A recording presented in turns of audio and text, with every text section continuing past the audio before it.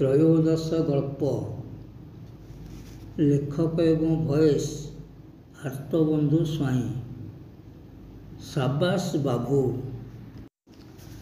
जगमोहन बाबू कहीं केजाणी पुतुरा प्रवीण पढ़ाघर को पशिगले। अवश्य सेतेबेले प्रवीण न थाए, शनिवार सकाळुआ स्कूल को जाए। तेबे पढ़ाघरे तांकर काम कौन थिला सेमिति किछि नथिला। कबाट खोलु खोलु सामना कांथ उपरे तांकर नजर पड़ीगला। विस्मित हो गले जगमोहन बाबू।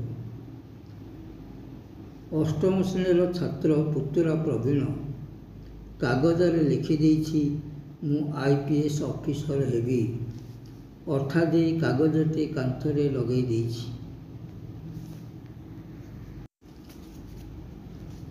पढ़ा टेबुल पाखरे थिबा चौकरे बसी पड़िले जगमोहन बाबू।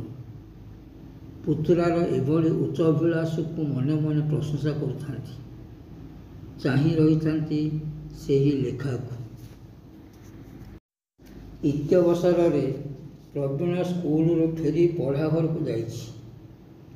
बड़ बापा चुपचाप कौन भाबुथिबार देखि पचारिछि, बड़ बापा कौन देखुछ? जगमोहन बाबू कागज उपर दृष्टि फेराई पचारे।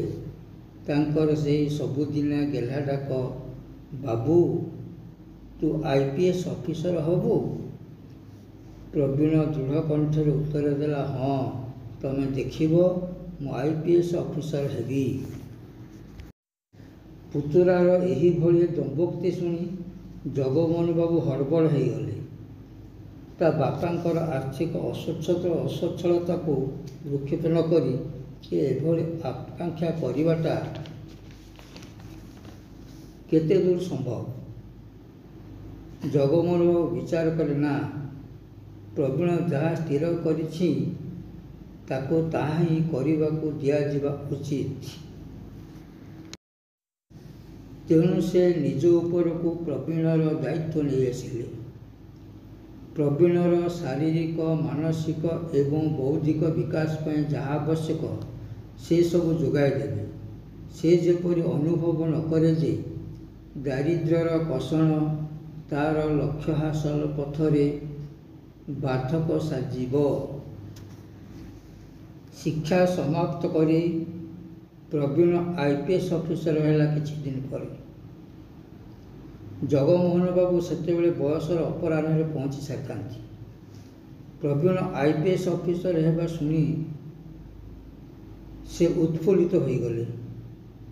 तांकर सेही गेला बाबू आज तार लक्ष्य हासिल करि पारिछि। कांथरे लिखिथिबा कागज लेखा को सत्ୟରେ परिणत करि पारिछि तार दृढ़ मनोबल, दृढ़ इच्छा शक्ति एवं अक्लांत परिश्रमर फल।